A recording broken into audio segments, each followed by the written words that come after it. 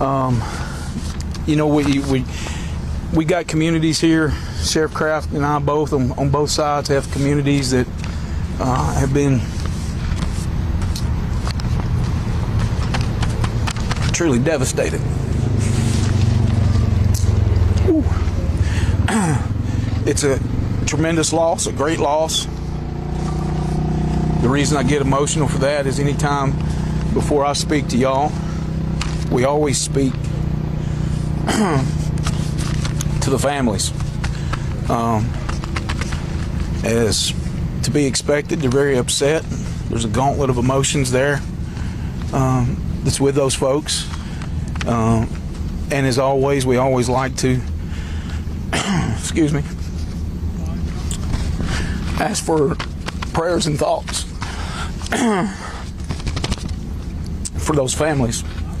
But as we move forward, we've had changes to this scene even this morning. And what I mean by that is we're finding some of the scene is naturally, because of where we're at, has more ordnance that's on it. We're finding things that's more volatile as time has went, or as the explosion has damaged or influenced those ordnance in some way, form, or fashion.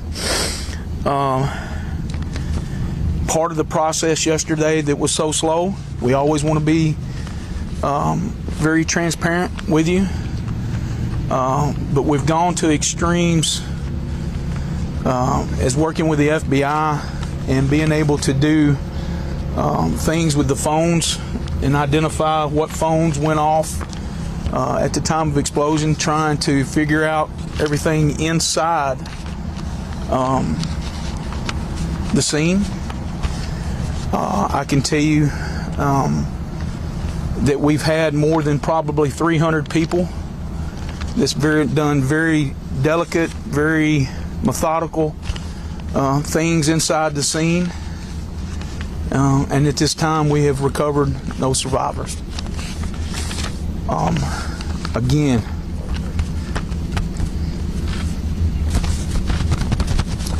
it's a great loss to our communities. Sheriff Kraft. As Sheriff Davis said, like I said, this thing is changing constantly. Do our best to take care of the families. AES has been great sitting up with family support. FBI, ATF is also here, TBI, about any, I can't even think of all the departments. I'm scared to name them all. It's just been overwhelming with all the help that's come in to assist with this tragedy that we're dealing with. Like I said, it's changing minute by minute. Like I said, we found out this morning some changes in the safety protocol and what we're having to deal with. And it's like we were already going slow, and now we're slowing things down even more, just for safety for everybody. And that's exactly one of the questions that we had, or knowing coming into this conference. You see the ambulances here, you see the helicopter here, and that's here for the protection of these guys that's here for their safety. I mean, it's when we have the situation and we feel that it's that volatile, we want to take care of that and actually get in front of anything. And matter of fact, it might not be a bad idea for a guy from ATF if can you get close to the mic, please? Of course. Yeah. And over here. Good morning, Guy McCormick. I'm a supervisory special agent with ATF here in Nashville. You want me to come over a little more? Okay, sorry about that. Appreciate the sheriffs and all the support they've given us. What we're doing out here today is we have a number of our certified explosive specialists, our bomb techs, with support from not only the troopers, who have been fantastic, but a number of other law enforcement agencies, and like the sheriff said, too many to name, and I'd be doing them a disservice if I try to name them all, up there helping us right now. In a situation like this, what we find is that when these explosives are subject to the event that took place, which is heat, the explosion, being thrown, pressure, they can change and they can become different than how we know them to act. So right now, all of our bomb techs, our explosive specialists, trying to make safe the area so that when our national response team comes in this afternoon, that area can be as safe as possible for every law enforcement up there, so we can go ahead and make sure we do that search and recovery efforts in the safest manner as possible, and that's what ATF and our partners are doing right now. One of the things that I know that you may have heard that's also on scene, TBI is on scene with their rapid DNA.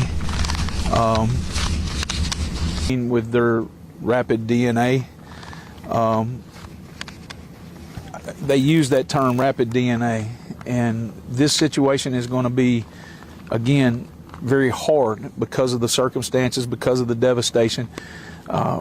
Can we get an idea of some DNA? Absolutely. Here again, we want to make sure that we're taking the time to confirm. Anytime we do anything like that, we always want to make the confirmation for our families, and for everybody that's involved and that's concerned. Patience. We're asking for patience. The community's outpour of support, unimaginable. We have people, Sheriff and I have had people and other sheriffs from across the state to reach out to us.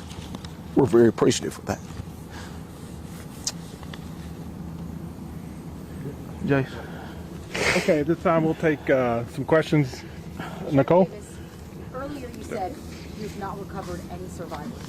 Does that mean you presume that all 18 people missing are dead? We're making the, now keep in mind there were, and I don't want to have confusion here, there were some folks that were on the scene that left. We talked about that, that were involved. Those are not including that. At this time, again, and I want to reiterate the comment that I made, I can tell you that more than 300 people have been through almost every square inch of this facility, and at this time we've recovered no survivors. Sheriff, does that mean you're holding out any hope for survivors? Ma'am, I never want to give up hope. Hope's always in my heart, but I don't want to give false hope either. Right, you said you're checking DNA, right? Well, again, we are doing the DNA, but we're going to have to slow walk that because of the scene, the way that the scene is, and as devastating as it is for any type of true confirmation. Sheriff, does that mean you're no longer in the search? Any bodies found?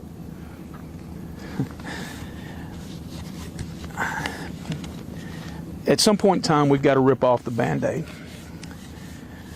Can I tell you, and I alluded to it yesterday, it's not like working a accident. It's not like working a tornado. We're dealing with explosions.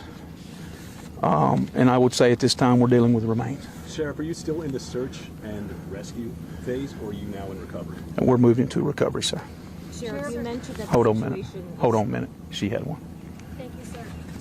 Can you say that you have informed family members, you have identified the remains of their loved ones, and if so, how many remains have you positively identified at this point? As of currently, we're in the process of the identification of the remains.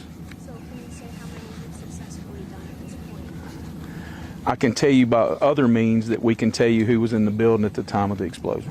And then you can say whether they're alive, but then I'm sorry, sir, I'm just trying to, what can we tell people? There's 18 people missing as of last night. What can we say now? I think the expectation of anyone that was inside that building and anybody that we can probably make the assumption, and I'm not even going to use the word assumption, I think that we can utilize, well, I have to use that word, forgive me, we can assume that they are deceased at this time.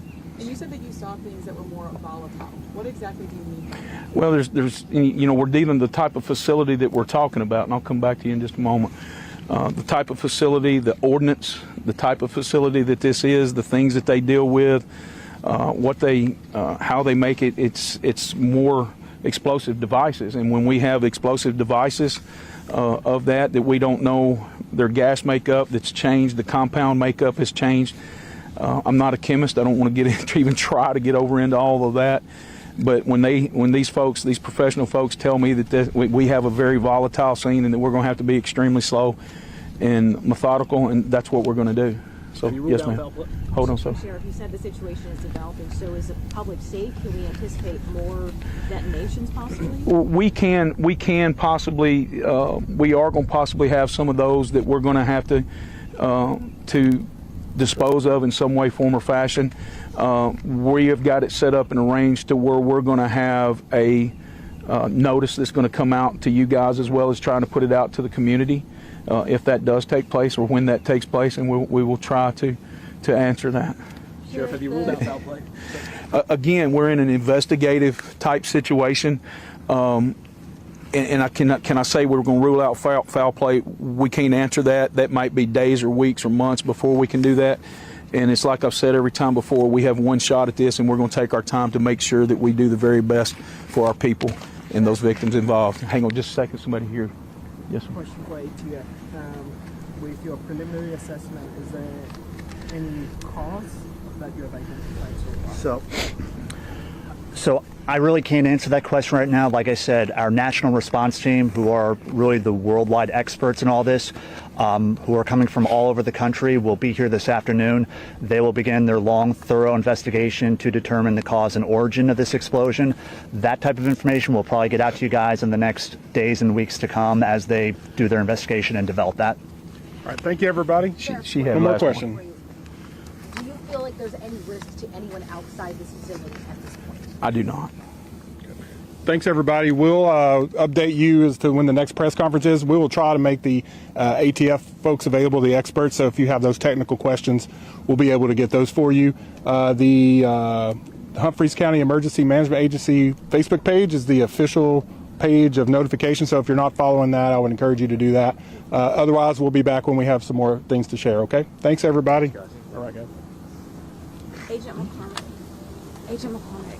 Oh, I was going to ask if the national people, are the national people from ATF? They're on. Okay.